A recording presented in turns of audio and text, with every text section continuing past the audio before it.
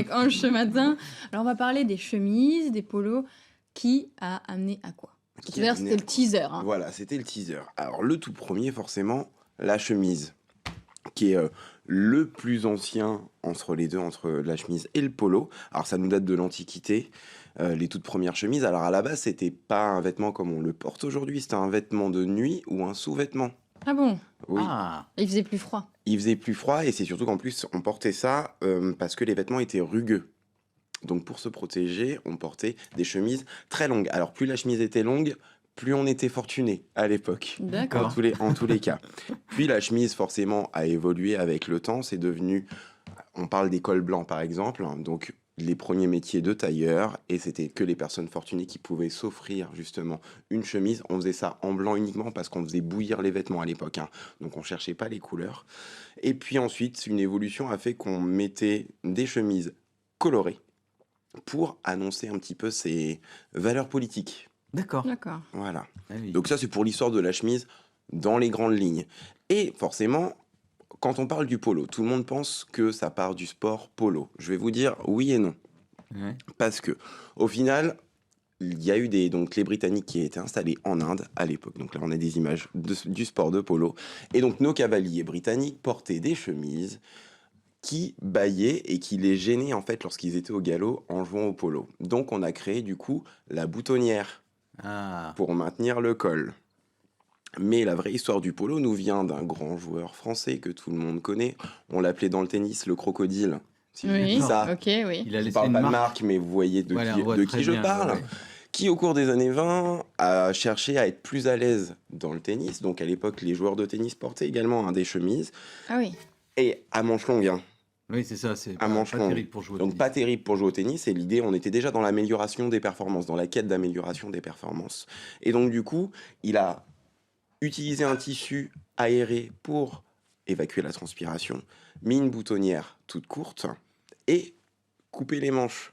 Voilà. Il a collé un crocodile. Il a Et- collé un crocodile dessus qui était son nom, lui, de joueur, d'où l'invention du polo, mais qui à la base, en fait, ne s'appelait même pas polo, puisque ça s'appelait la chemise. D'accord. Alors, des chemises, il y en a Mais de c'est toutes surtout les qu'en fait, ça formes. vient du sport. Ça finalement. vient ça du vient du sport, sport. exactement. Quoi qu'il arrive. Quoi qu'il arrive, ça vient du Aujourd'hui, sport. Ange, les chemises, il y en a toutes les formes, toutes les couleurs. Toutes les formes, toutes les cintrées, couleurs. pas cintrées. Qu'est-ce qui est à la mode là aujourd'hui, en Alors, 2018? aujourd'hui, je vous dirais déjà qu'aujourd'hui, tout le monde peut trouver, il y a une chemise à peu près pour chaque personne sur le Déjà, globe, vous avez hein. un échantillon, on n'a pas la même chemise. Voilà, sur les nous trois. avons tous des chemises différentes. Alors, moi, par exemple, je porte une chemise cintrée avec un imprimé. Et également, Et Pierre, alors? Pierre, c'est un imprimé. C'est là où je rentre le ventre. C'est moins cintré. C'est moins cintré. C'est Pierre. moins cintré, c'est un peu fleuri coquillage. Alors, ça reste à la mode, hein, les imprimés, les imprimés fleuris. Fleury coquillage. Fleuris C'est coquillage. en cornet ce matin. En cornet. C'est vrai, on dirait un peu des Saint-Jacques. On dirait des Saint-Jacques presque, hein. Toujours raccord avec la thématique. Ça, bah oui. Voilà. Mais alors C'est moi le talent. aujourd'hui je vais vous présenter une chemise. Alors Oh, la le chemise à modèle rayures. classique, la chemise à rayures, tout le monde a C'est à la déjà mode, ça porté une chemise à rayures. Ouais. Ça reste à la mode, ça reste un basique, hein. Mais ce qui est intéressant en fait, c'est le fait d'avoir des petits détails un petit peu chocs, hein, sur nos chemises. Donc en l'occurrence Je suis pas sûre de valider le détail fleur. le à détail l'intérieur. fleuri à Ça se voit pas l'intérieur. trop, c'est à Alors, l'intérieur. Et les j'essaie de boutons le montrer. colorés. Non, La petite encolure. non, Ah, c'est ce qu'ils là. font, Malika. Et Voilà. dans l'emmanchure. j'en doute. Est-ce qu'il y a des fashion faux pas? Il y a des fashion faux oui. pas La sur les chemise chemises, il y en hawaïenne, a on peut énormément. encore, ou- La chemise hawaïenne, on va laisser ça La chemisette. à Non, c'était revenu à la mode, vous avez- c'était ouverte avec un c'était- débardeur. Oui, ça revenait à la Vous mode. avez une chemise à carreaux là aussi. Et oui, j'ai une chemise à carreaux. Non, Alors c'est pas pourquoi? possible. Mais si, parce qu'il y a le retour. Bonne Moi, je me hipster. souviens quand j'étais au collège ou au lycée, Bah ouais, on, ouais. il y avait- Surchemise. on portait des surchemises, Ça, c'était bien. exactement, et des vêtements aussi de chantier. Hein. c'était Et bien, ben ça. c'est le retour du vêtement technique, du workwear. Donc Ah on ouais. ressort un Du petit peu. workwear. Ouais. oui. Workwear. Donc on ressort un petit peu les chemises un petit peu La techniques, chemise de bûcheron.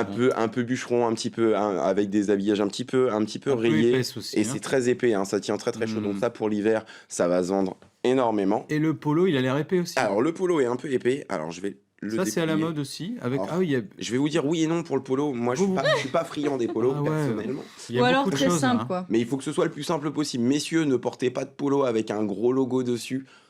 Non. C'est à bannir de vos dressings.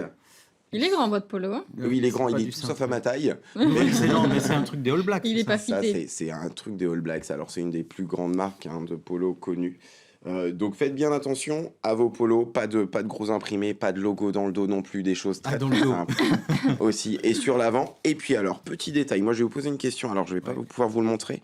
Là, Rapidement, si peut-être... Ouais, rapidement. Parce qu'on Très, avance très dans vite. l'émission. Ici, savez-vous comment on appelle cette partie-là sur les Non. chemises comme sur les polos? Comment ça s'appelle? Non. Alors ça a le nom d'un oiseau.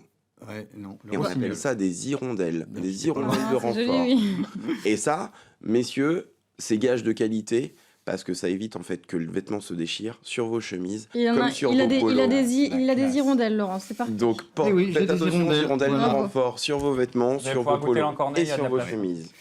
Bah, merci beaucoup, Ange. Merci. Un petit